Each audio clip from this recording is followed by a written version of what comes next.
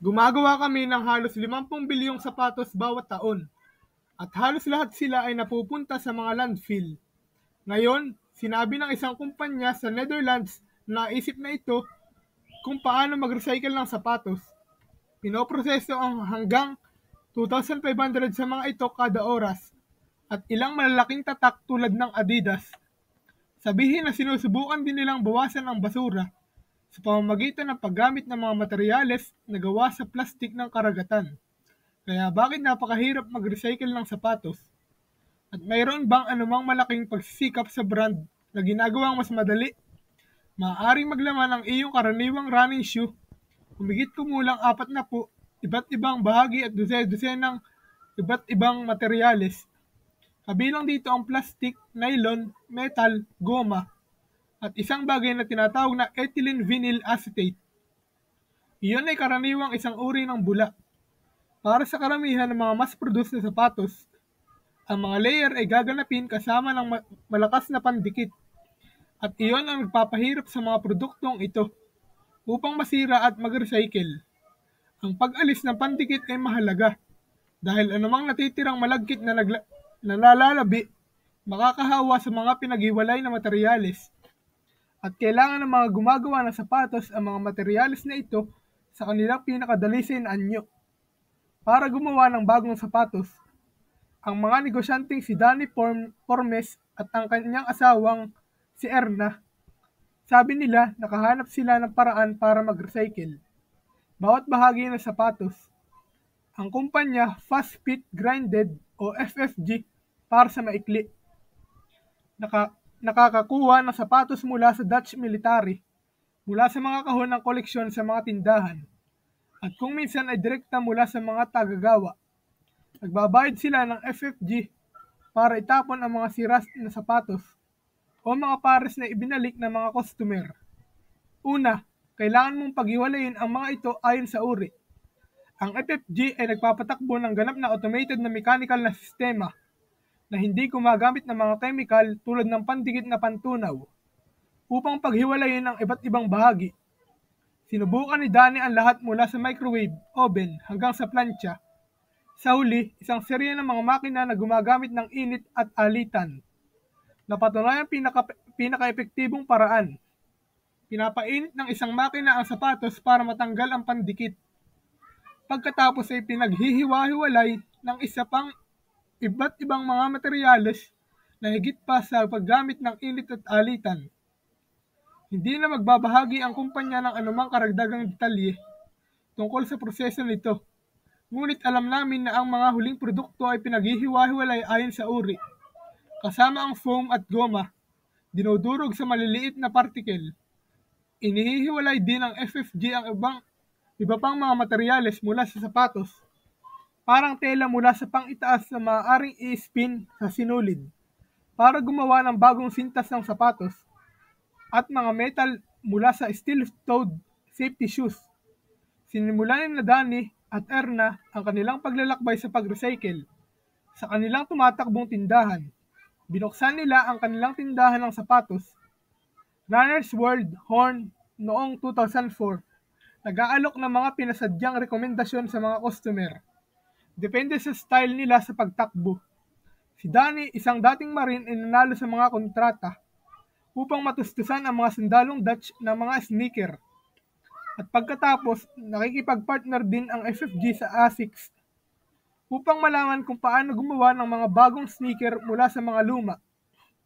Ngunit sinasabi ng mga gumagawa ng sapatos na may mga limitasyon ang mga recycled na materyales. Kung kukunin natin ang ating pinakamataas na pagganap sa running shoe, ginagawa iyon ng buo mula sa mga pabilog na recycled na materyales. Hindi pa rin ito magkakaroon ng parehong functional na mga katangian. Sa ngayon, ang mga sapatos na ginagawa ng ASICS mula sa mga lumang materyales ay hindi para sa mataas na pagganap ng pagtakbo. Ang aming sukdulang layunin ay pareho silang gumagana. Kasing ganda lang lahat ng aming mga tumatakbong produkto. At sana hindi lang ito isang cool na side project, ngunit isang bagay na maaari nating ipatupad sa paraan ng paggawa namin ng sapatos ng buo. Mga kumpanya sa buong mundo ay sinusubukang malaman kung paano gumawa ng isang hindi gaanong aksayadong sapatos. Adidas, na gumagawa ng higit sa 420 milyong pares ng sapatos bawat taon, ay may ilang mga produkto sa pag-unlad. Noong 2015, nagsimula ang kumpanya na gumawa ng mga sneaker at iba pang damit gamit ang mga plastik na basurang nakolekta mula sa karagatan. Ang plastik ay nadudurog sa mga natuklap, pinainit at pinalamig sa mga pellets bago i-spin sa isang polyester filament na maaaring gamitin sa paggawa ng pang-itaas ng sneaker. Ngunit iyon ay nag-iiwan pa rin sa amin ng isang sapatos na hindi maaaring ganap na i-recycle. Noong 2021, inilabas ng Adidas ang isang sapatos gawa sa virgin plastic na walang pandikit na nakadikit. Ang Future Crop Loop ay idinisenyo upang ma-recycle sa mga susunod na henerasyon ng parehong sapatos. Sinabi ni Adidas na gumagamit lamang ng isang material. Hayaan itong masira ang sapatos at i-recycle ito nang walang takot sa mga kontaminante. Ngunit gumagana lamang ang plano kung ang kumpanya ay maaaring kumbisihin ang mga customer upang ibalik ang mga lumang pares. Habang nag-eeksperimento ang malalaking kumpanya sa mga recyclable na sneaker, ang mga mananaliksik sa UC San Diego ay tumingin sa paggawa ng kasuotan sa paa mula sa mga biodegradable na materyales. Si Steve Mayfield at ang kanyang kupunan ay naging algae para sa isang environment-friendly na flip-flop. Sila ang pinaka-epektibong mga photosynthetic na organismo sa planeta. Noong 2021, binisita namin ang lab ni Steve sa San Diego. Ang proseso para sa paggawa ng algae sa mga flip-flop ay nakakagulat na simple. Ang sapatos ay binubuo ng isang footbed na gawa sa flexible foam, isang outsole na gawa sa mas matibay na foam, at isang cotton strap. Upang gawin ang mga piraso ng bula, ang mga mananaliksik ay gumagamit ng isang makinang pang-industriya upang paghaluin ang mga compound na nilikha mula sa langis ng algae. Ito ang parehong makina na makikita mo kung nagpunta ka sa alinman sa mga taggagawa ng sapatos sa mundo. Nais namin tiyakin na ang pananaliksik at ang gawaing ginagawa namin dito ay may kaugnayan sa totoong mundo, sa mundo na komersyal. Binubuhos ng makina ang timpla sa mga hulma. Ang kupunan pagkatapos ay inilapat ang init at ang foam ay lumalawak sa hugis ng isang sapatos. Naghihintay sila ng mga 10 minuto para gumaling ang bula. Pagkatapos ay alisan ng balat ang mga piraso at tipunin ang tapos na produkto. Ikaw ang naglagay ng strap dito at pagkatapos ay ilagay ang likod ng dalawang bahagi dito.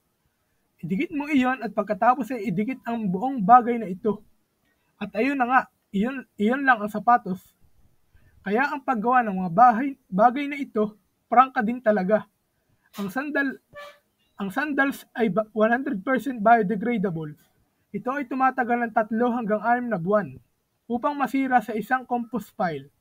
O kung ito ay mapupunta sa karagatan, aabutin ito ng halos 1 taon. Nakipagsosyo si Steve at ang kanyang kupunan sa tatak na Reef at planong magbenta ng algae sandal sa tag-araw ng 2024. Sa India, isa pang negosyante ay binabaliktad ang prosesong ito. Sa halip na mag-save ng sapatos mula sa landfill, ginagawa niyang sapatos ang landfill. Sinimulan ni Ashaiba ang Taily noong 2021. Noong siya ay 23 taong gulang pa lamang. Na-profile namin ang kanyang negosyo sa huling bahagi ng taong iyon. Taily, dahil ito ang salitang hindi para sa mga plastic bag. Ang bawat pares ay naglalaman ng 10 plastic bag at 12 bote. Nililinis nila ang mga bag sa isang mainit na batya na puno lamang ng tubig, nang walang anumang idinagdag na chemical. At pagkatapos ay isabit ang mga ito upang matuyo sa loob ng bodega. Cyrudin ay nagsasalansan ng 8 hanggang 10 patong ng mga bag sa isang pagkakataon. Pagkatapos ay ilagay ang pile sa ilalim ng heat press. Sakop ng matapos sa produktong ito ang karamihan sa sneaker. Ang tagapagtatag ng kumpanya ay tinatawag itong Tailytex. Kaya ito ay isang material na ganap na ginawa mula sa mga base na plastic bag nang hindi gumagamit ng anumang kemikal. Iniimpake at pinadala ni Cyrudin ang mga ito 7 oras sa Hilaga sa pabrika ng sapatos ng Nitush. Doon ibubuo ang sapatos. Una, ang mga sheet ng Teletex ay die-cut gamit ang mga metal form. Ang iba-ibang mga pattern ay pinutol mula sa tela ng RPET na gawa sa mga recycled na bote at hinabi sa isang bagay na parang canvas. Pinagsasama ng mga manggagawa ang dalawang uri ng materyales. Ang naka-assemble na itaas ay nababanat. Ang mga talampakan ni Taylor ay gawa sa mga mumo ng pang-industriya na goma. Ang isang manggagawa ay kailangang magaspang ang talampakan sa gilingan na ito. Kaya ang pandikit na idinagdag sa susunod na hakbang ay susunod.